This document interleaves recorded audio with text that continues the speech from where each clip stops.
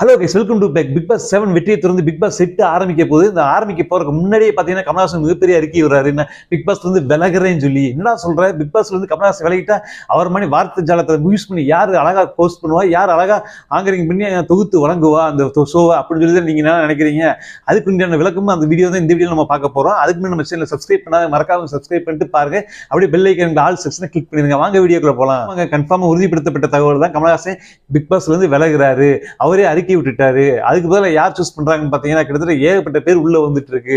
தொகுத்து வழங்க நம்ம ரம்யா கிருஷ்ணா இருக்கட்டும், ஏன் சீசன் அல்டிமேட் பயங்கரமா தொகுத்து வழங்கி பயங்கரமான நேம் ஆகி பாசிட்டிவா பேர் வாங்கின நம்ம சிம்புவா இருக்கட்டும், அது மட்டும் இல்லாம இதுல இருக்க நேச்சுரலா பேசுற நம்ம விஜய் சேதுபதி, நம்ம நயன்தாரா, இந்த மாதிரி ஏகப்பட்ட பேர் இந்த லிஸ்ட்ல வந்துட்டு போயிட்டு இருக்காங்க. அப்படி யாரெல்லாம் சூஸ் பண்ண போறாங்கன்னு பார்த்தா சூஸ் பண்றதுல பயங்கர தெளிவா இருக்கு விஜய் டிவி. ஏன்னா வார்த்தை அழகா சூப்பரா பேசணும், அதே டயத்துல கருத்தா இருக்கணும். இந்த மாதிரி தான் பேச்சு அந்த வீட்டுக்குள்ள இருக்க எல்லாத்தையுமே கட்டுப்பாடுகள் கொண்டு வரணும். அந்த மாதிரி நபர் தான் விஜய் டிவி சூஸ் பண்ணிட்டு இருக்கு. அதுல அடிப்பட்ட பேர் தான் நம்ம நயன்தாரா. சிவன் கல்யாணத்துக்கு அப்புறம் பாத்தீங்கன்னா நயன்தாரா எந்த ஒரு படத்துல அதிகமா பெரும்பான்மையா நடிக்கிறது கிடையாது. அது மட்டும் இல்லாம எந்த ஒரு ஸ்டேஜுக்கு போனாலும் எந்த ஒரு இதுக்கு போனாலும் தெளிவா சூப்பரா அழகா பேசுறாங்க, நல்லா கருத்தா பேசுறாங்க. அதனால அந்த நயன்தாராட்டே பேச்சுவார்த்தை நடத்திட்டு இருக்கு. அது மட்டும் போகாம அது இல்லாம அதுக்கு நேர் ஆப்போசிட்டா நேச்சுரலா சும்மாவே பேசுற நம்ம விஜய் சேதுபதி பேசி எளிய மக்களோட மனசுல எல்லாம் இடம் பிடிச்சிருவாரு.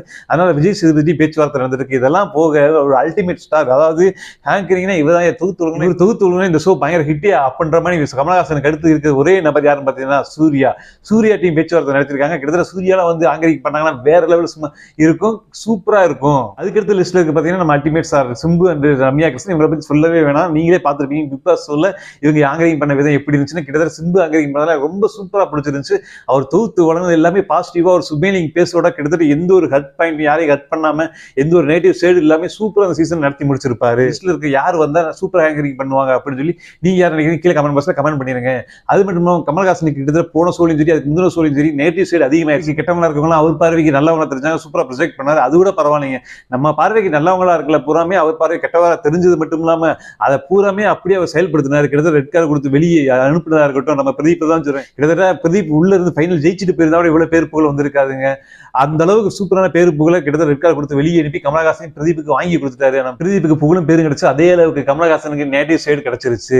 இது இன்னும் கொஞ்ச நாள் தான் யார் இந்த ஷோவை தொகுத்து வழங்க போறாங்க நம்மளுக்கு தெரிஞ்சிடும். அதுவரை நம்ம பொறுத்து வந்து பார்க்கலாம். இந்த லிஸ்ட்ல இருக்க யார் வந்தா சூப்பர் ஆங்கரிங் பண்ணுவாங்க அப்படின்னு சொல்லி நீங்க யார் நினைக்கிறீங்க கீழே கமெண்ட் பாக்ஸ்ல கமெண்ட் பண்ணிருங்க. மறக்காம சர்ப்ரைஸ் பண்ணுங்க. தேங்க்யூ.